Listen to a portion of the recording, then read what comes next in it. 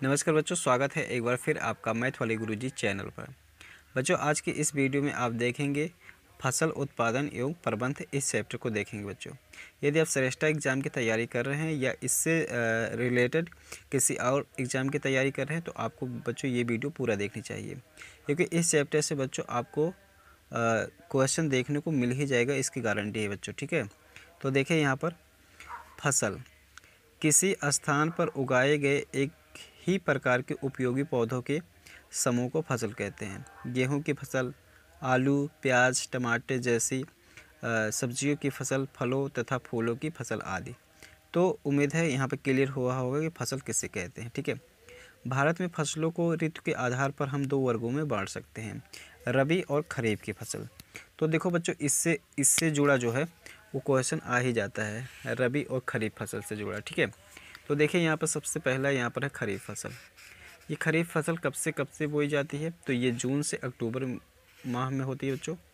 ध्यान देना, पूछ लिया जाता है कि खरीफ फसल का समय अवधि है। ठीक है, तो देखिए यहाँ पर पहला खरीफ फसल है। तो जून से अक्टूबर वर्षा ऋतु तक उगाई जाने वाली फसल खरीफ फसलें कहलाती हैं। ध्यान देना, जैसे धान, मक्का, सोयाबीन, मूंगफली, कपास आदि खरीफ फसलें हैं। ठीक है, इसके बाद आ जाता है बच्चों रबी फसल। रबी फसल कब होती है? शीत ऋतु में। ठीक है, अर्थात ठंडी के सीजन में। ये कब से कब तक होती है? अक्टूबर से मार्च तक यहाँ पर बोई जाती है। ठीक है बच्चों, इसकी समय अवधि है बच्चों अक्टूबर से मार्च तक। याद रखना बच्चों, ये पूछ लिया जाता है। इसके बाद देखें इसमें कौन कौन सी फसलें होती हैं? गेहूँ, सरसों, चना, मटर, अलसी आदि। ये सभी कैसी फसलें? ये सभी रबी फसलें हैं। ठीक है, इसके बाद जायद की फसल भी यहाँ पर पूछ लिया जाता है कभी कभी।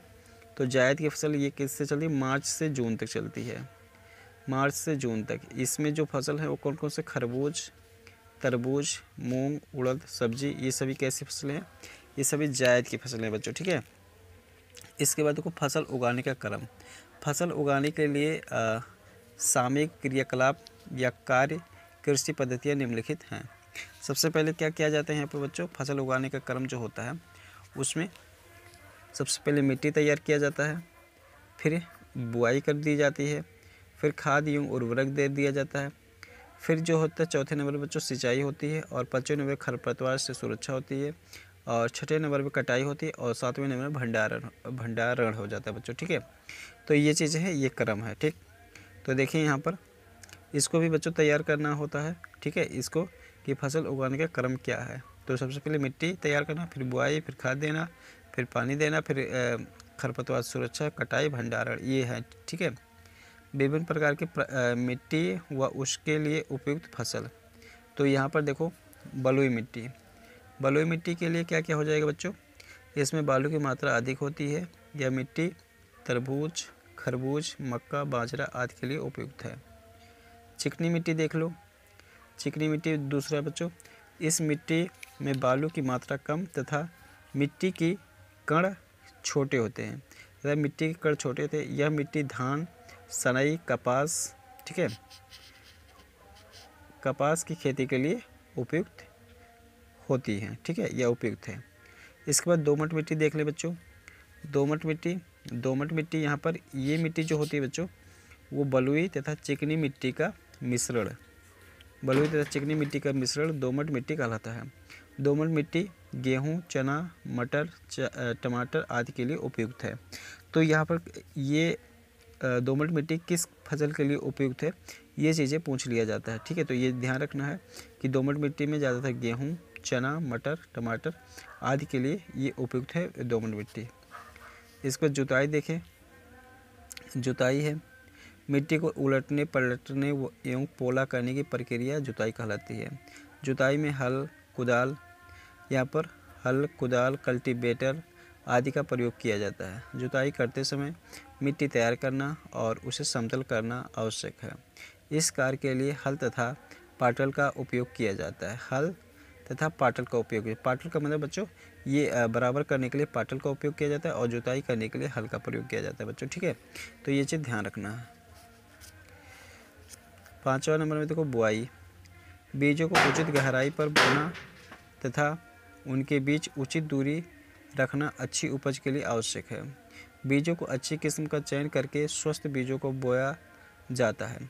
सीड ड्रिल की सहायता से बुआई की जाती है। अब ये देखिए यहाँ पर बुआई करने का जो तरीका हो किससे, सीड ड्रिल की सहायता से, ठीक है। इसके बाद देखिए यहाँ पर खाद एवं उर्वरक, ठीक है। तो ये पदार्थ जिन्हें मिट्टी में पोषक स्तर बनाए रखने के लिए मिलाया जाता है उन्हें खाद एवं उर्वरक कहते हैं, ठीक है। तो खाद एवं उर्वरक की ये परिभाषा है। मिट्टी फसल को खनिज पदार्थ प्रदान करती है। यह पोषक पौधों की वृद्धि के लिए आवश्यक है। इसके बाद देखो, फसलों के लगातार उगाने से मिट्टी में कुछ पोषक तत्वों की कमी हो जाती है। बच्चों, फसल अगर लगातार उगाया जाता है तो उसमें क्या होता है, कुछ पोषक तत्वों की कमी हो जाती है। तो उसको पूरा करने के लिए बच्चों यहाँ पर रासायनिक, कृत्रिम अथवा प्राकृतिक खाद का उपयोग किया जाता है, ठीक है। अब इसमें देखो कंपोस्ट क्या है? खाद कार्बनिक पदार्थों का मिश्रण है। पौधों तथा जानवरों के अपशिष्ट जैसे गोबर, बेकार साग सब्जी, पौधे, पत्तियां आदि तथा अन्य जैव अवशेष से प्राप्त कार्बनिक पदार्थ खाद कहलाते हैं, ठीक है बच्चों। इन अपशिष्ट पदार्थों को एक गड्ढे में एकत्रित करके मिट्टी से ढक दिया जाता है तथा सूक्ष्म जीव जटिल कार्बनिक पदार्थों को सरल कार्बनिक पदार्थों में अपघटित कर देते हैं। इस प्रकार तैयार की गई खाद कंपोस्ट खाद कहलाती है। तो आपको बच्चों क्लियर हो कि कंपोस्ट खाद कैसे बनती है, वो किससे बनता है? गोबर, बेकार साग सब्जी, पौधे, पत्तियां, अन्य जैव अवशेष से प्राप्त कार्बनिक पदार्थ। इस तरीके से जो कार्बनिक पदार्थ मिलते हैं उसे खाद कहते हैं। और उसको जब गड्ढे में डुबो दिया जाता, गड्ढे में भरकर ढक दिया जाता है तो वो कुछ समय के बाद क्या बन जाता है बच्चों? कंपोस्ट खाद बन जाता है, ठीक है। तो ये चीज़ें हो जाएंगी। इसके बाद देखो अगला हेडिंग देख लो। अगला हेडिंग बच्चों रासायनिक उर्वरक, ठीक है। रासायनिक उर्वरक खाद के माध्यम से पोषक तत्व यदि पूरे ना पड़ते हों तब रासायनिक उर्वरकों का इस्तेमाल किया जाता है। रासायनिक उर्वरक ऐसे लवण तथा कार्बनिक यौगिक होते हैं जिनमें पौधों के लिए आवश्यक पोषक तत्व जैसे नाइट्रोजन, फास्फोरस, पोटेशियम, कार्बन आदि उपस्थित होते हैं। प्रमुख रासायनिक उर्वरक urea, ammonium sulphate, potassium nitrate, superphosphate of lime इत्यादि। इसमें नाइट्रोजन तथा फास्फोरस प्रचुर मात्रा में पाया जाता है। उर्वरक जल में अति घुलनशील होते हैं, ठीक है बच्चे। इस कारण पौधों की जड़ों द्वारा आसानी से अवशोषित हो जाते हैं और पैदावार बढ़ाने में सहायक होते हैं, ठीक है। इसके बाद देखिए उर्वरक एवं खाद में अंतर क्या है। उर्वरक और इधर है खाद। उर्वरक एक मानव निर्मित लवण है। खाद एक प्राकृतिक पदार्थ है जो गोबर एवं पौधों के अवशेष से विघटन से प्राप्त होता है। दूसरा नंबर पे देख लो बच्चों, उर्वरक का उत्पादन फैक्ट्रियों में होता है। खाद खेतों में बनाई जा सकती है। तीसरा है उर्वरक से मिट्टी को ह्यूमस प्राप्त नहीं होता। खाद से मिट्टी को ह्यूमस प्रचुर मात्रा में प्राप्त होता है। चौथा नंबर में है उर्वरक में पादप पोषक जैसे कि नाइट्रोजन, फास्फोरस तथा पोटेशियम प्रचुर में होते हैं। खाद में पादप पोषक तुलनात्मक रूप से कम होते हैं। अगला देख लो बच्चों सिंचाई। सिंचाई है निश्चित अंतराल पर खेत में जल देना सिंचाई कहलाता है। सिंचाई का समय एवं बारंबारता फसलों, मिट्टी एवं ऋतु में भिन्न होती है। तो ये सिंचाई है। सिंचाई के पारंपरिक तरीके निम्नलिखित हैं। जिसको पुराने तरीके से बच्चों सिंचाई की जाती है वो इस तरीके से थी। मोट, घिरनी, चेन पंप, ढेकली और रहाड़, ठीक है, उत्तोलक तंत्र। बच्चों देखिए बच्चों सिंचाई की आधुनिक विधियां। अब सिंचाई के लिए क्या क्या प्रयोग किया जाता है उसके लिए देख ले बच्चों। देखिए यहाँ पर रात का समय है, मैं वीडियो शूट कर रहा हूँ तो जिससे क्या हो रहा है कुछ कुत्ते भौंक रहे हैं तो उसकी आवाज़ें आप तक जा रही होगी। तो प्लीज़ आप उस सब आवाज़ों को इग्नोर करिएगा, उस पर ध्यान मत दीजिएगा। जो आपको पढ़ना है उसको ध्यान केंद्रित करके आप पढ़िएगा, ठीक है। तो चलिए यहाँ पर देखें बच्चों। देखिए बच्चों छिड़काव तंत्र। यहाँ पर सिंचाई की आधुनिक विधियों में है पहला छिड़काव तंत्र, स्प्रिंकल सिस्टम। इस विधि का उपयोग असमतल भूमि के लिए किया जाता है जहाँ पर जल कम मात्रा में उपलब्ध है। ऊर्ध्व पाइपों, नलों के ऊपरी सिरों पर घूमने वाले नोजल लगे होते हैं। यह पाइप निश्चित दूरी पर मुख्य पाइप से जुड़े होते हैं जब पंप की सहायता से जल मुख्य पाइप में भेजा जाता है तो वह घूमते हुए नोजल से बाहर निकलता है। इसका छिड़काव पौधों पर इस प्रकार होता है जैसे वर्षा हो रही हो।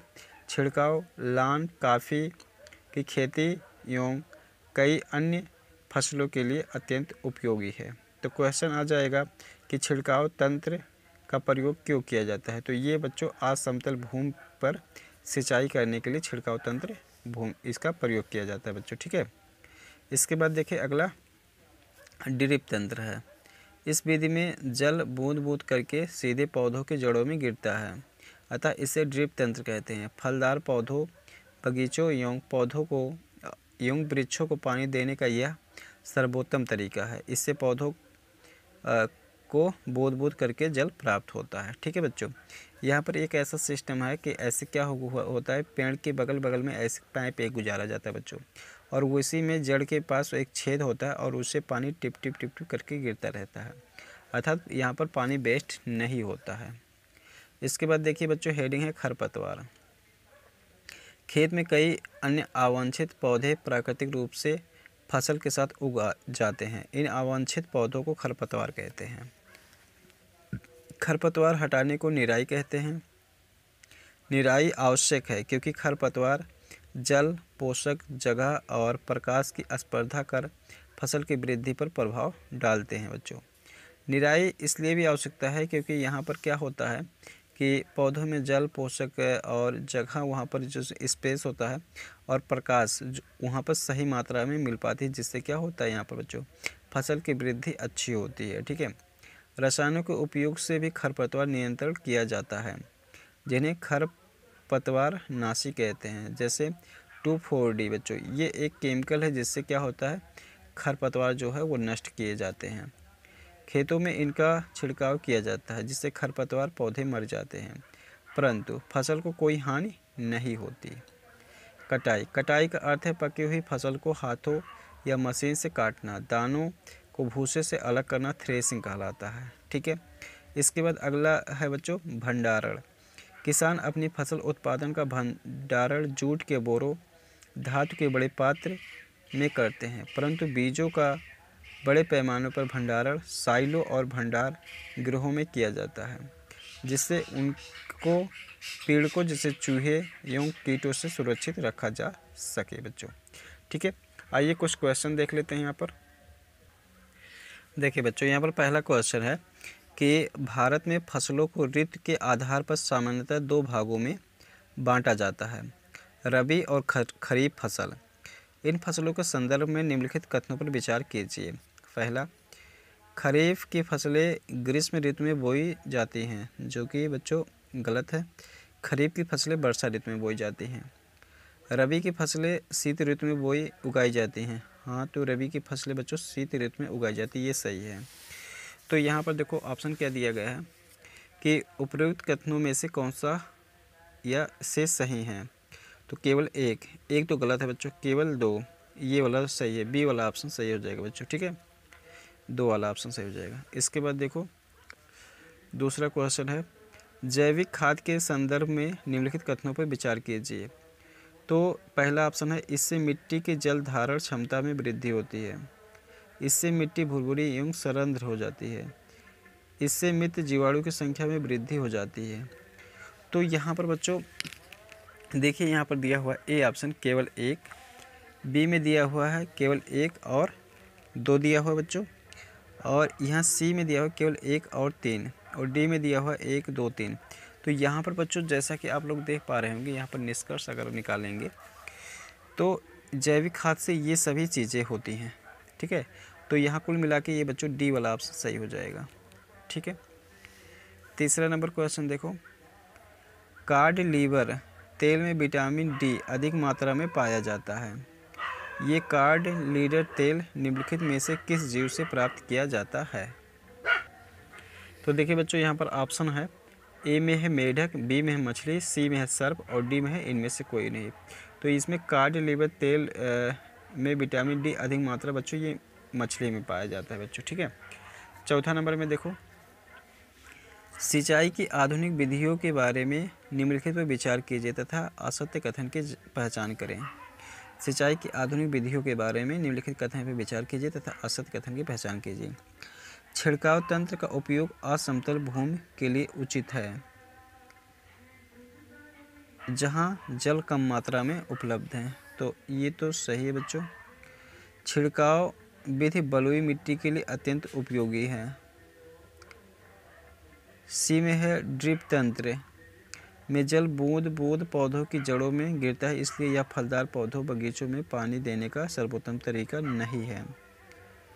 तो यहाँ पर जो असत्य बातें आ रही हैं ये बच्चों सी वाला असत्य दिख रहा है, ठीक है, क्योंकि ड्रिप तंत्र में ये सर्वोत्तम तरीका है और यहाँ पर लिख रहा है कि नहीं है।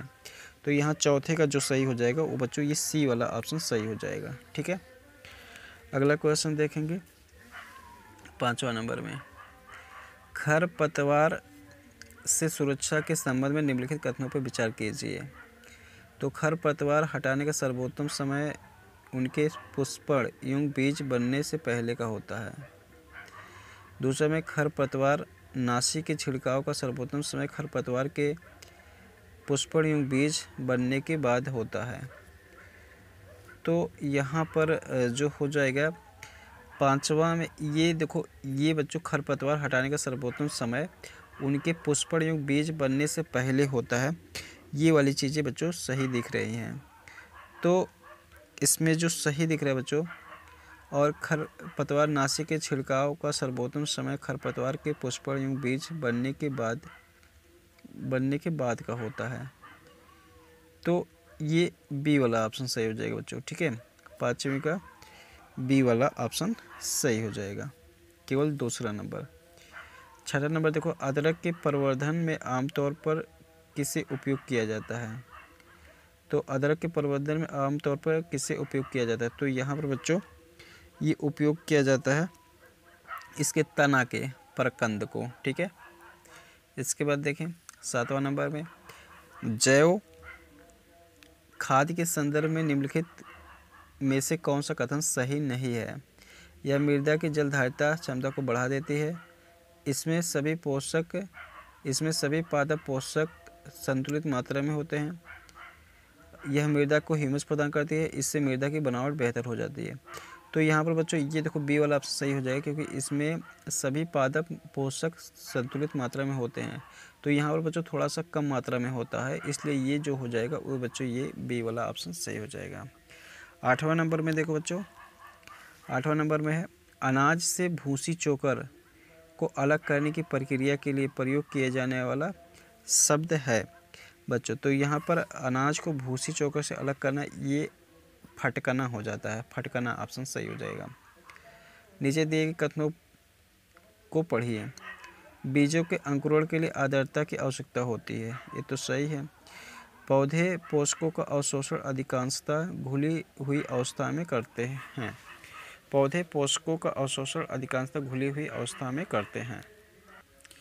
इसके बाद देखिए, सिंचाई करने से फसलें पाले और उष्ण वायु प्रवाहों से बची रहती हैं। और चौथे नंबर में, सिंचाई करने से मृदा बनावट बेहतर हो जाती है।